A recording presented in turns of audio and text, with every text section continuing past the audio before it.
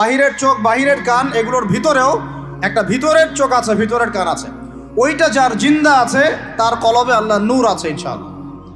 ওইটা যার জিন্দা নাই তার কাছে বাহিরের চোখ দিয়ে মনে হবে সব ঠিক চলছে। বাহিরের চোখ দিয়ে যে দেখে সে মনে করবে বিশ্বটা পুরো আগায় যাচ্ছে উন্নতির দিকে, অগ্রগতির দিকে।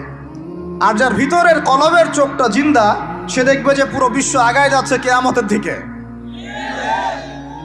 বাহিরের চোখ দিয়ে যে দেখে সে মনে করবে যে বিশ্ব রাজনীতির মনে হয় খুব সুন্দর অবস্থা।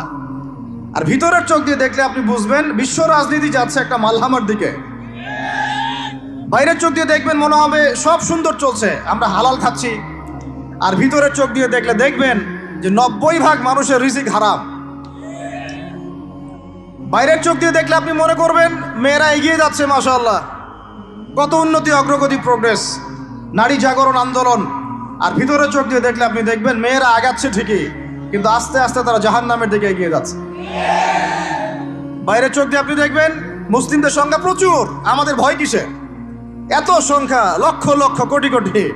ভিতরের চোখ দিয়ে দেখলে বুঝবেন প্রকৃত পাক্কা ইমানদারের সংখ্যা হাতে গোনা যায়।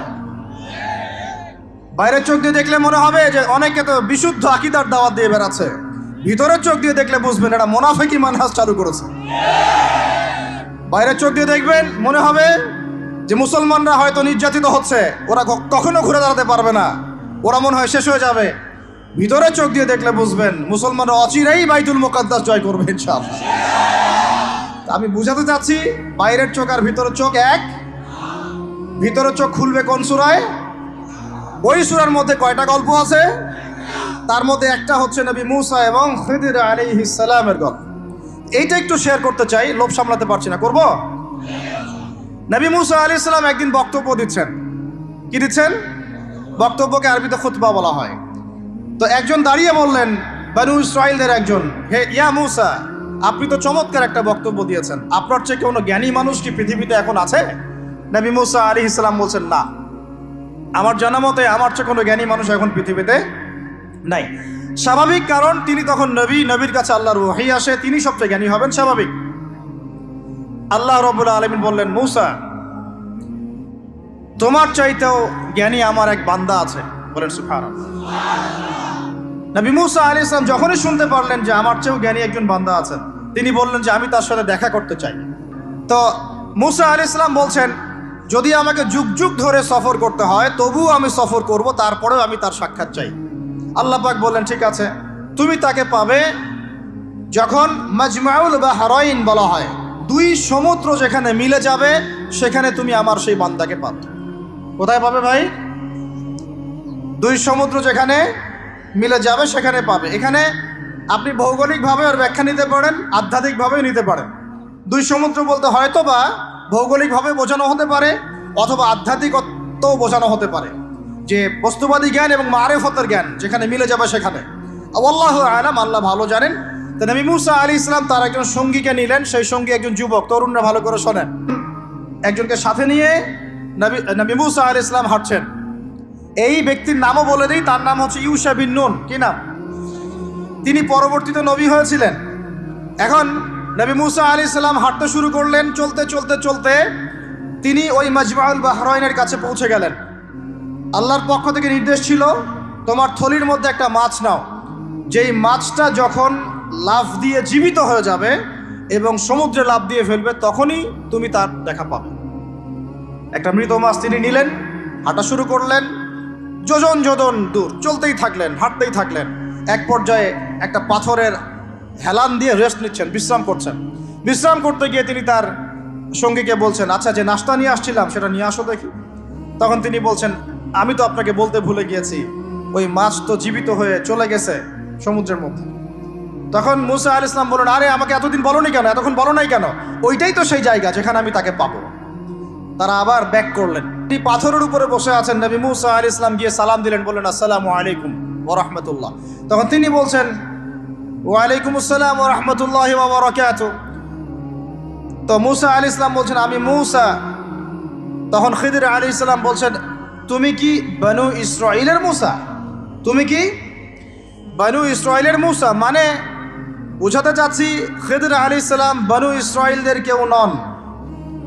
পৃথিবীর সবচেয়ে জ্ঞানী মানুষ বনু ইসরাইলদের মধ্যে নন, তিনি বনু ইসরাইলের বাইরে কেউ একজন। তাই এখনকার যে স্টেট অফ ইসরায়েল দাবি করে যে তারা হচ্ছে ইহুদি এবং তারা বনু ইসরায়েল, তারাই পৃথিবীর সবচেয়ে এলিট সোসাইটি, বাকি সবাই তেলাপোকা, ওদের এই দলিল, এই কথার উল্টা দিকে কোরআন কথা বলেছে যে খেদের বনু ইসরায়েলের কেউ ছিল না। তো পৃথিবীর সবচেয়ে সেরা মানুষ, জ্ঞানী মানুষকে খুঁজতে হলে নবী মুহাম্মদ সাল্লাল্লাহু আলাইহি ওয়াসাল্লামের উম্মতে আসতে হবে। কথা বুঝতে পারছেন? পরতে পরতে দলিল আছে, একটু ঠান্ডা মাথায় গভীরভাবে ভাবার চেষ্টা করতে হবে। তো এখন খিদির আলাইহিস সালামকে নবী মুসা আলাইহিস সালাম বলছেন যে হাল আদুল্লুকা আলা আন তুআল্লিমানি মিম্মা উল্লিমতা রুশদা, আমি শুনেছি আল্লাহ আমাকে বলেছেন যে আপনি পৃথিবীর সবচেয়ে জ্ঞানী মানুষ, তাহলে আমি কি আপনার সাথে সঙ্গী হতে পারি, সফর করতে পারি, যে আপনাকে আল্লাহ পাক যে জ্ঞান শিক্ষা দিয়েছেন আপনি আমাকেও শেখাবেন? এটা হলো স্টুডেন্টের একটা আর্তনাদ। ছাত্র হিসেবে তিনি বলছেন আমি কি আপনার সঙ্গী হতে পারি, আল্লাহ আপনাকে যে জ্ঞান শিখিয়েছেন আমাকেও শিখাবেন। এখন খিদির আলাইহিস সালাম বলছেন ইন্নাকা লান তাসতাতিআ মাইয়া সাবরা, টিচারের কি কথা, কি দূরদর্শিতা। টিচার বলছেন যে তুমি তো আমার সাথে সবর করতে পারবে না, সঙ্গী হওয়ার আগেই কথা বলা শেষ। আপনি এসে আমাকে বলছেন ভাই আপনার সাথে কি সফর করতে পারি, একটু এলেম শেখাবেন, আর আমি বলছি আপনি তো সফর করতে পারবেন না। তো কি পরিমাণ জ্ঞান, গভীরতা, দূরদর্শিতা থাকলে, ভবিষ্যৎ সম্পর্কে দূরদর্শিতা থাকলে তিনি আগেই বলতে পারেন যে আপনি সবর করতে পারবেন না। মুসা আলাইহিস সালামকে মুখের উপর বলে দিলেন তুমি তো আমার সাথে সবর করতে পারবে না। মুসা আলাইহিস সালাম বলছেন সাতাজিদুনি ইনশাআল্লাহু সাতাজিদুনি ইনশাআল্লাহু সাবিরান ওয়ালা আ'সি লাকা আমরা, ইনশাআল্লাহ আপনি আমাকে ধৈর্যশীল পাবেন এবং আমি আপনার কাজে কোনো বিঘ্ন সৃষ্টি করব না। তখন তিনি বলছেন ঠিক আছে, যদি তুমি আমার সাথে যেতেই চাও তাহলে ফালা তাসআলনি আন শাই, আমার সাথে চলতে গেলে কোনো প্রশ্ন করা যাবে না। কেমন টিচার! টিচার দেখেন, আমার সাথে চলো, জ্ঞান অর্জন করতে চাও করো, কোনো প্রশ্ন করতে পারবে না। সফর শুরু হলো, ফানতালাকা, তারা হাঁটা শুরু করলেন। হাত্তা ইযা রাকিবা ফিস সাফিনাতি খারাকাহা, চলতে চলতে একটা নদী আসলো। তো এই নদীর পার হয়ে আরেক জায়গায় যেতে হবে, কিন্তু এটা পার হওয়ার জন্য তাদের কাছে অর্থ নাই। এক নৌকার মাঝি, সে বিনামূল্যে এটাকে পার করার জন্যে প্রস্তাব দিল, ঠিক আছে বিনামূল্যে পার করে দিব।